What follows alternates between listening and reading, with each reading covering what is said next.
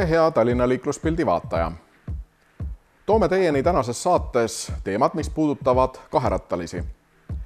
Viimasel ajal on liiklusesse tulnud juurde päris palju jalgrattureid ja mootorrattureid.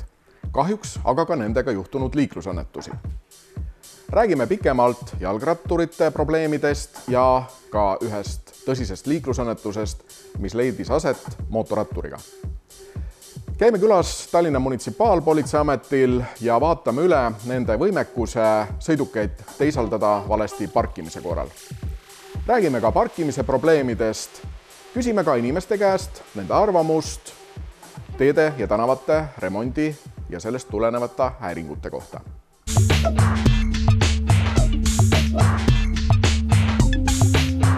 Ja möödunud nädala liiklusraport. Möödunud nädala liiklust häirisid pommikahtlused. Nimelt oli seoses pommikahtlusega häiritud liiklus Sõle tänaval ja samuti ka Toompuiesteel. Oli ka mitu liiklusõnnetust mootorratturitega. Kahel korral ei tulnud toime mootorrattur mootorratta juhtimisega ja selle tõttu leidis aset valus kukkumine.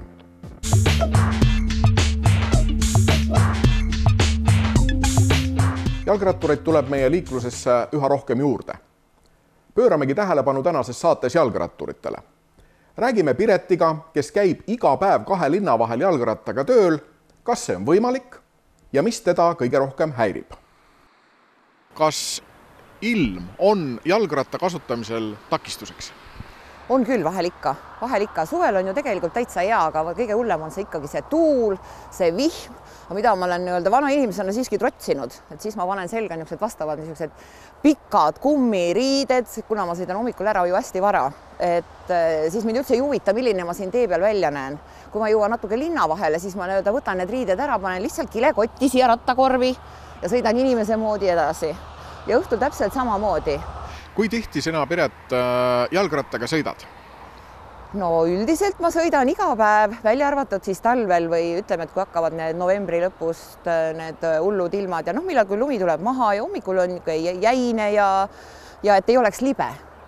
Et ma olen ükskord saanud selle karistatud, kui arvasin, et on väga soe ilm ja mõnus ja sõitsin üks pühapäev novembri lõpus. Ja kui lõpetasin töö, siis keerasingi Nõmmelt sinna bussipeatuse poole ja kurve peal kukkusin, nii et ma ei tahaks, et see enam korduks kunagi, et oli tekkinud siis see must jää. Olin üleni sopane ja õnnestus täpselt ka näoga poriloiku kukkuda, nii et jää purustada ja näo oli sopa sisse. Õnneks kõik terve, aga oleks võinud muidugi väga halvasti minna, sest 10 senti umbes eemal oli juba tänavakivi äär, nii et seal oleks võinud olla nina ja hambad ja ma ei tea, põseluud ja kõik, mis oleks võinud katki olla, nii et selles mõttes vana inimene ikka jälgib, et missugune ilm on, et aga nii palju kui saan, et ikka sõidan. Mitu kuud aastast on võimalik Eestis jalgrattaga ikkagi sõita? No see maksimum oli mul 1 aasta 8 kuud, aga 6-7 kuud ikka. Aga siin on tublid, kes siin sõidavad, ma vaatan hommikul sõidan bussiga, talvel panevad siin hoogsalt, aga mina sõidan see tavalise naisterahva linnarattaga, õhuke ja peenike kumm, et hästi see kukkumisoht on ju olemas. Et... Kui pikk on see igapäevane teekond tööle ja tagasi jalgrattaga? No, mis me siin naabrimehega mõõtsime, 11,5 kilomeetrit on mul tööl kindlasti. Nii et edasi-tagasi, et oleneb, kuidas ma Nõmme vahel seal tiirutan, et ma ei armasta väga autoteede peal sõitu ja siis ma tiirutan seal eramajade rajoonis ja et vahel võib-olla on mõne teega 12 kilomeetrit, nii et ja siis ma tulen koju ka ja kui ma lähen poodi, siis umbes 25 kilomeetrit päevas. Nii et 500 kilomeetrit ma arvan, et ma kuus sõidan päris kindlasti. Kas Eestis ja Tallinnas on võimalik oma asjad ära ajada jalgrattaga? Ma saan ainult enda kohta rääkida, ma ei ole ju päris südalinnas, ma ei ole südalinna sõitnud kunagi jalgrattaga, aga ma arvan, et tublimad kindlasti saavad, aga arvestades seda meie tänapäeva linnaliiklust ja inimesed ju kõnniteedel käivad ja ma arvan, et naised nii väga autode vahel seal linnaliikluses ikkagi ei sõida ja tipptunnid on ju lausa hullumaja. Et ma isegi vahel, kui tulen, ütleme nüüd see Valdeku remont, kui oli ära, et ma ise sõidan ju ka mööda kõnniteed ja ma sõna otseses mõttes viisaka liiklejana, siis ma sõidan ilusti inimeste taga. Et ma kunagi ei anna kella, ma jään pigem seisma ja ma lasen need inimesed sealt kõnniteelt ära ja sõidan järgi, aga ma arvan, et olenevalt kohas, päris südalinnas on kindlasti jama, aga need tublid need mehed, teate, kes niimoodi ratta peal on, Kiiver, need võidusõitjad, nemad panevad muidugi igas olukorras ja mina ei saa üldse ennast sellisega võrrelda nagu, et mõned kindlasti sõidavad ja neid on ju. Kas autojuhid arvestavad jalgratturiga? Nii ja naa. On hästi tublisi, Saku vahel eriti hästi tublisi, kogu aeg mind lastakse siia sinna, aga üks niisugune, mul on olnud, ütleme, tõeliselt kole kogemus, aga see on tõesti ainult üks kogemus. Ja kallis ema nüüd, kui sa hakkad televiisorit vaatama, siis vabanda, et ma ei ole rääkinud sinu närvide hoidmiseks. See oli ka Valdekus, siis kui veel ei olnud remonti, et ma pidin nii-öelda tegelikult sõitma ju mitte kõnnitee peal, vaid selle maastik on nagu must mullatee oli seal, eks ole. Ja kartes, nii-öelda ma olen kõigile julgelt öelnud, et ma sõidan vastassuunavööndis, sellepärast, et ma kardan, et keegi mulle tagant otsa võib sõita. Mingi foobia, on ju õnnetusi palju olnud. Ja siis oligi nii, et see oli varane pühapäeva hommik ja ma olin täiesti oma mõtetes, sõidan vastassuunavööndis ja samal ajal ma kuulen, et mul selja taga sõidab auto paremas reas ja just see hetk, kui meie olime kohakuti, tuli nagu välk selgest taevast kuskilt üks meeletult suur auto. No ma ei oska öelda, oli see umber, see oli lihtsalt mingi hetkeline ja ta sõitis meie vahelt niimoodi, et ma tundsin, et kas peegli, see õhusurve oli selline, et ma nii meeletult ehmasin, et ma tulin sõna otseses mõttes ratta pealt maha ja ohkisin seal tee ääres. Ja vähe sellest, sellel autol ei olnud tegelikult kuskile kiiret, nii kui ta meist oli möödas, ta pidurdas ja keeras Lootusesse. See oli ju täpselt see Valdeku, kus on see oli hästi ohtlik koht, nüüd on ta natuke tehtud seal, et saad ringiga sõita ja nii ja naa. Et siis ma mõtlesin küll, et mis seal inimesel nagu arus oli, et tegelikult ta pani selle auto, kes oli siin ja minu täiesti eluohtlik olukorda. Et see oli päris kole. Kas Eesti inimesed võiks rohkem jalgratast kasutada? Võiks küll, autosi on kole palju, võiks küll. Kas oleks mõni soovitus autojuhtidele jalgratturi suhtes? Jaa, jääge koju. Jääge koju sellel ajal, kui mina hommikul sõidan. Näiteks need linna omad. Et tegelikult nii hullu pole ju midagi olnud, aga ütleme niimoodi, et need igasugused aedadest välja sõitmised, eks ole. Et autojuht alati arvestab, et küll teda nähakse, et mina näen või jalakäija näeb, mina arvan jälle, tema äkki vaatab tagavaatpeeglisse. Ükskord on ka olnud, aga ma sõitsin nii tasakesi, et see oleks olnud, seda ei saagi nagu õnnetuseks nimetada, et see oleks olnud nii-öelda mõlemapoolne niisugune tere hommikust, saime kokku. Aga õnnetuse hüüa tulles ja nagu sa ise tead, kõik jalgratturid, kellega on juhtunud õnnetused, need on ju üldiselt tagant otsa sõitmised. Miks ma nagu pelgan? Et kui seda teed näiteks ei oleks tehtud, ma ei oleks iialgi hakanud rattaga sõitma tööle. Mitte iialgi. Sest niisuguses liikluses, mul tuleb muidu meelde, ühe korra ma sõitsin maantee peal, ma üritasin sõita Sakus sinna Nurmiko lilleaiandisse ja seal oli otseselt sellised autod. Kogu aeg must mööda ja ma ei saanudki praktiliselt sõita, mul oli kogu aeg niisugune tunne, et ma kohe kukun see õhusurve, tee kitsas, kuskil minna ei ole. Mõtlesin ka, et ei, see oli nüüd esimene viimane kord, et ma niimoodi päris maantee peale nagu ei roni. Priid lähvad udusega vahepealist. Küsime edasi. Oled sa mõelnud ka näiteks elektrijalgratta soetamise peale? Sellepärast ei ole, et mu ühel tuttaval on, kes laitis selle mõtte maha, ütles, et proovi, kui raske see on. Et sõita on nagu hea, aga et ta on nagu raske tõsta ööseks kuskile hoiuruumi või et ei, tähendab, ma leian, et võib-olla sellel asjal ei oleks nagu minu jaoks mõtet, et ma nagu tahan just liigutada, et mis ma siis istun seal ratta peal ja istun nagu tõuk ja kogun rasva, et ma olen nagu ma olen, eks ole, et vähemalt võib-olla see väntamine natukene soodustab mingite asjade nii-öelda haihtumist, jah? Ja nagu selgus, on võimalik jalgrattaga sõita, ajada ära kõik oma asjad ja boonusena tulevad hea tuju ja suurepärane tervislik vorm.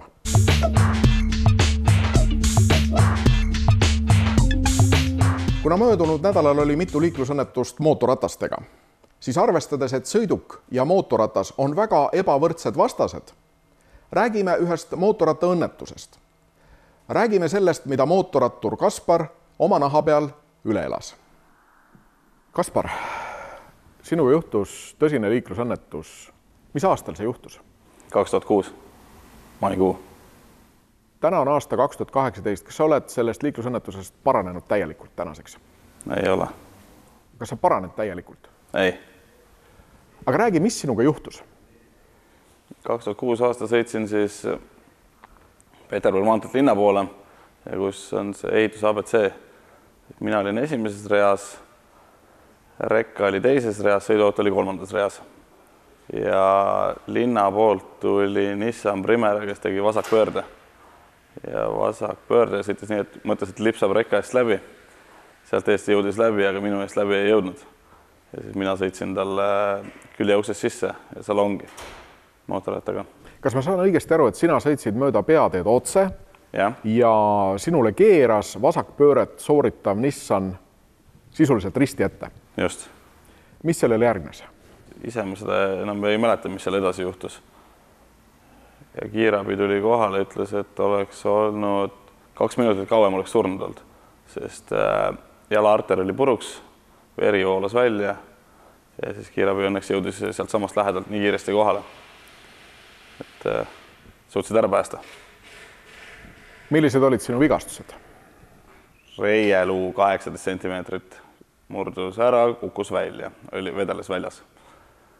Ja põlvekeder väljas, sääreluu puruks, hüppeliiges mõlemalt poolt puruks. Ja siis oligi, siis viidi haiglasse ja siis läks see pool aastat haiglas. Mida arstid kõigepealt ütlesid jala kohta? Et tuleb vist maha võtta, et ei olegi siin midagi teha. Aga siis lõpuks ikka suudeti ära päästa ja kasvatada,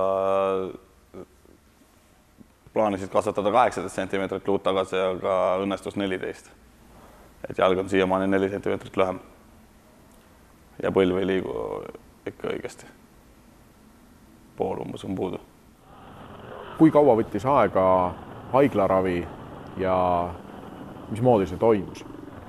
Esimesel aastal oli kokku 15 operatsiooni. Keskelt läbi 3,5 tundi oli iga operatsioon, mis nagu tervisele väga head ei tee.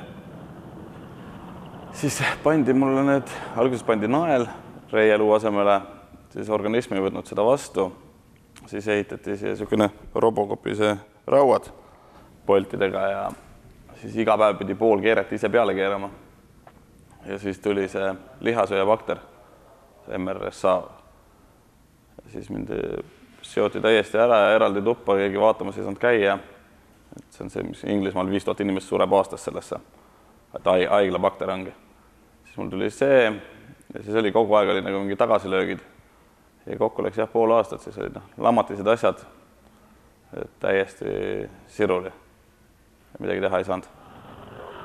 Kuidas sa sellele kõigele vaimselt vastu pidasid? Sa ei olnud süüdi ju liiklusõnnetuses. Jah, ega siis seal nagu sellele ei olnudki aega mõelda. Seal oli need muud valud ja asjad, need olid nii hullud lihtsalt, et polnud nagu nendele asjadele isegi aega mõelda. Aga hakkama ma sain. Jalg on alles. Kas sina oleksid selles olukorras saanud veel midagi ära teha, et õnnetust hoida? Ei, see oli nagu välk. Tuli teise auto eest ette risti. Et seal ei olnud mitte midagi teha. Kas see sõidukijuht veendus selles, et ta ei sõida kellelegi otsa, et ta ei põhjusta õnnetust, et ta annab teed? Ei, kindlasti mitte. Mõtleski, et lipsab kiiresti läbi, et äkki saab läbi. Sealt rekka eest ta sai ka vaevu läbi. Tegelikult jah, et ei veendunud üldse. Nüüd on aastaid mööda läinud. See menetlus on lõppenud. Mis selle autojuhist edasi sai? Kriminaalasi tuli talle ja lõpuks ta läks, kestis üle aasta aja ja lõpuks ta läks ikka istuma. Täpselt aega ei tea, kui kauaks aga istuma ta läks. Kas ta käis ja vabandas ka sinu ees? Ei, kordagi. Kohtus nägin ainult. Ja rääkima ei tulnud ühtegi sõna. Milline oleks soovitus nüüd liiklejatele, nii mootorratturitele kui sõidukijuhtidele, et sellises olukorda mitte sattuda? Silmad tuleb lahti hoida ja ongi täpselt, et see mootorratas on nagu tahtmata alati kiirem. Ei tasu nendele ette keerata ja teha nagu selliseid mõtlematuid lükkeid. Kas autojuhid arvestavad piisavalt mootorratastega? Eestis kindlasti mitte. Et Eestis on pigem autojuht nagu, pigem nad vihkavad mootorrattaid, kui et nagu ei suudeta nagu kompromissi leida. Et kui ongi, kui mootorratas tuleb seal teises reas, siis nad pigem keeravad talle ette, kui lähevad eest ära. Et Eestis on see kahjuks nii. Aga miks meie autojuht ei taha mootorratast mööda lasta, mis on temast teinekord kiirem, parema dünaamikaga? Ei oskagi öelda. On vaja koht kätte näidata. Tõenäoliselt. Kas mootorratturid ise võtavad ka teinekord liiga suuri riske? Ja kindlasti, aga kuna mootorrattur on väiksem, siis autojuht võiks natukene rohkem arvestada. Need enne aru ei saa, kui õnnetus juhtub, sest paraku siin Eestis see nii on.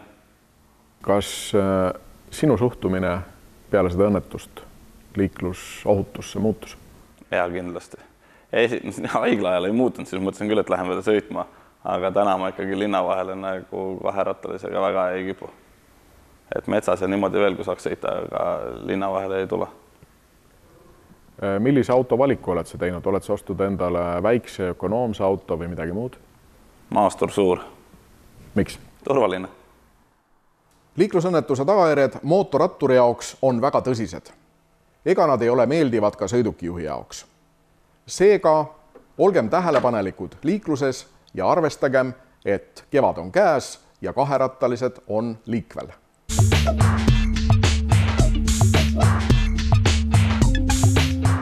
Parkimine on meie liikluse üks osa. Seda loetakse passiivseks liikluseks. Paraku leidub selliseid parkijaid, kes pargivad väga nahaalselt kinni teiste liiklejate liikumisvõimalused ja kinni pargitakse ka teinekord ühissõidukid. Järgnevaks küsime Mupolt, milline on Mupo võimekus tegeleda selliste liiklejatega? Millist sõidukit see auto suudab teisaldada? Kõik sõiduautod, väiksemad kaubikud, kuni 3,5 tonni, nii et on ikka päris suur auto võib ära viia. Ja kui on nüüd tõesti vajadus, et oleks kuskilt vaja mingi suurem auto ära nihutada või kuskil ära viia, siis linnal on ka see võimekus olemas. Kas munitsipaalpolitsei ka valesti parkimise korral sõidukeid teisaldab? Jah, meil on see võimekus nüüd olemas ja tõesti me võime teisaldada, aga seda ainult ikkagi erandkorras, väga erandkorras kohe. Ja reeglina siis, kui valesti pargitud auto on ohtlik kellegi või takistab oluliselt liiklust, et kui tõesti on mingi selline liiklustakistus, mis tekitab näiteks ummikud, siin alles hiljuti oli linnapildis, kus üks valesti pargitud sõiduk ummistas liikluse niiviisi, et bussid ja trollid ei pääsenud mööda, väiksemad sõidukid pääsesid ja juhti ei olnud ka võimalik kohe kätte saada. Võt sellistel puhkudel on täiesti alus olemas sellise valesti pargitud sõiduki teisaldamiseks. Millised on need kõige sagedasemad parkimise rikkumised? Tegelikult kõige sagedamad on ikka, et pannakse kõnniteele, magalarajoonides prügikastide juurde, nii et prügiveoautod ei saa ligi ja kahjuks see läheb ühistule kalliks maksma, sest tühisõit läheb alati kirja jälle. Ja muidugi haljasalad, et kuna nüüd on lumi sulanud ja haljasalad kõik nähtavad, siis kahjuks haljasaladel on ka parkimisi. Kas ka vanalinnas on parkimisega probleeme? On küll.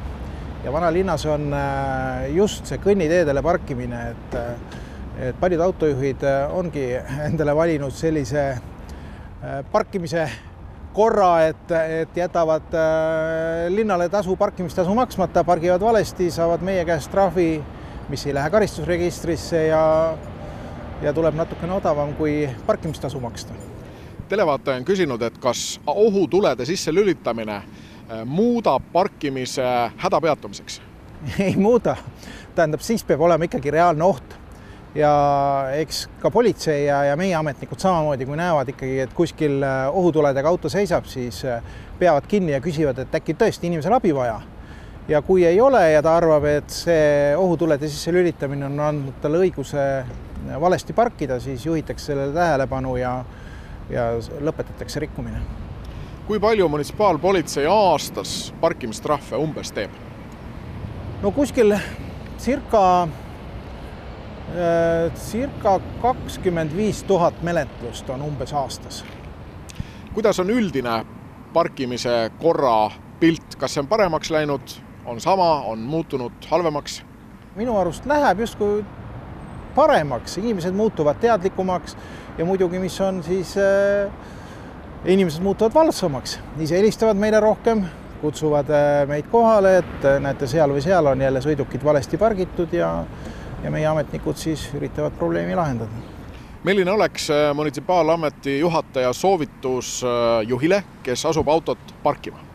Kõigepealt teha endal selgeks, kas pargitakse vastavalt reeglitele õiguspäraselt ja teine asi, kui on kuskil kesklinna, südalinna piirkonnas, et kas parkimistasu on makstud. Kui kogemata pargiti valesti, kas on võimalik pääseda munitsipaalpolitsei käest ka hoiatusega? On küll. Et tavaliselt, kui on näha, et on inimene, kes on väljapoolt tulnud, väljapoolt linna ja ei ole tõesti asjadega kursis, siis tema puhul vibutatakse sõrme ja loetakse natukene moraali ja räägitakse ära, kuidas õiguspäraselt käituda. Aga need, kes on nagu sellised saririkkujad, nende puhul nagu sõrme vibutamisest enam ei piisa ja nemad saavad ka trahvi meie käest. Kas on ka selliseid juhtumeid, kus ilma parkimiskaarti kuritarvitatakse? Jah, viimane juhtum oli see, kus oli tegelikult Rootsis välja antud ilma parkimiskaart ja meie ametnikel tekkis kahtlus selle kaardi õigsuses ja kontrollimisel selguski, et tegelikult sellel inimesel ei olnudki õigust seda kaarti kasutada. Kui linnas ringi vaadata, et siis teatud piirkondades ma ei usu, et seal nii palju invaliide töötab või siis teenindatakse neid invaliide siin näiteks Maakri tänav, Tornimäe, sellistes kohtades on millegipärast väga palju selliste kaartidega autosid. Aga munitsipaalpolitsei siis on tõhustamas ka kontrolli invakaartide kasutamise osas? No nii palju, kui meie võimekus on, et kui on ikkagi invakaart olemas ja meil kahtlust ei ole, et see võib olla võltsitud, siis me ei hakka ka autojuhti ära ootama, teinekord võib-olla tuleb ta mitme tunni pärast, et kontrollida seda, et kas ta seal teenindas kedagi või on ta ise invaliid. Aga sellist pistelist kontrolli, kui me juhi kätte saame, siis kindlasti vestleme ja selgitame tõe välja. Ja nagu eelnevas selgus, ei ole MUPO repressiivorgan, vaid tegeleb karmilt üksnes saririkkujatega. Aga ikkagi soovitus. Alati kui pargite, vaadake üle, et te parkimisnõuete vastu ei eksi.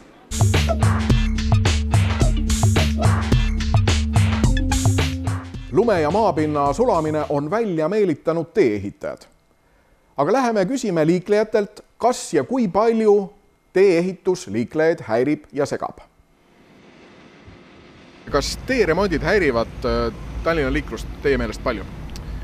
Kuidas võtta, oleneb aastaajast, et antud hetkel väga ei häiri, et ma pigem lähtun sellest, et see on ikkagi paratamatus, et teed tuleb korda teha ja need augud on vaja ära täita. Aga mis te arvate sellest, et inimesed nurisevad, et ärge tehke tee-remonti, et see segab nende sõitmist? Kas see on nagu mõistlik lähenemine? Kas need inimesed on ka mingeid muid lahendusi siis välja pakkunud, et kuidas need teed korda saaks? Et las need inimesed küsivad enda käest siis selliseid küsimusi. Kas teie arvates Tallinna tänavaid remonditakse liiga palju? Jaa. Kas see segab liiklemist? Jaa, absoluutselt. Aga mis on parem, kas remonditud tee või remontimata tee? Ikka remonditud. Aga kuidas siis teed remontida niimoodi, et liiklust üldse ei sega? Kuidas teed remontida nii, et liiklust üldse ei sega? Ma ei tea. Kiiremini. Kiiremini? Kas teie meelest Tallinna tänavate remont segab liiklust liiga palju? Segab küll, aga see on kõik õilsa eesmärgi nimel, me peame selle ära kannatama. Aga mis oleks alternatiiv? Jätta teed remontimata? Ei, ikka teed tuleb remontida, meie kannatame rõõmsalt ära. Kas teid on teeremondid ka seganud isiklikult? Noh, ikka on seganud, aga no mis teha siis on? Suvi ongi ju selleks, et teed remontida. Võiks veel rohkem remontida. Aga kas see remont segab ka liiklust? Kindlasti, aga ma arvan, et see tuleb üle elada ja siis, kui teed korda saavad, on ikka parem variant. Loomulikult tüütab aga tuleb üle elada. Aga mis see parem on, remontimata tee või remonditud tee? No ikka remonditud. Ma ise päris tihti ja palju liigun ka välisriikides, et tegelikult nii suuri ummikuid, mis on põhjustatud teeremontidest, kohtab küll harva maailmas, et käies maailma metropoolides Peking, Shanghai, Seoul, Singapur, et tegelikult need tööd tehakse kuidagi hästi sujuvalt ära ja öötundidel ja nädalavahetustel, et meil tihtipeale jääb mulje, et teeremonti ja tööpäev kestabki ka 9-5, et võib-olla siin on küll natuke arenguruumi ruumi. Ja eelnev annab ainest järgmises saates pikemalt peatuda teeremondil, miks meie teeremondid võtavad aega just nii palju, nagu nad seda võtavad. Ja need olidki meie saate tänased teemad. Hea liikleja, kui sinul on mingisugune teema, mille kajastamisel liiklussaates võiks suureneda liiklusohutus, siis ole hea ja anna sellest märku meie Facebooki kodulehele. Täname teid vaatamast ja soovime ohutut liiklemist. Kohtumiseni!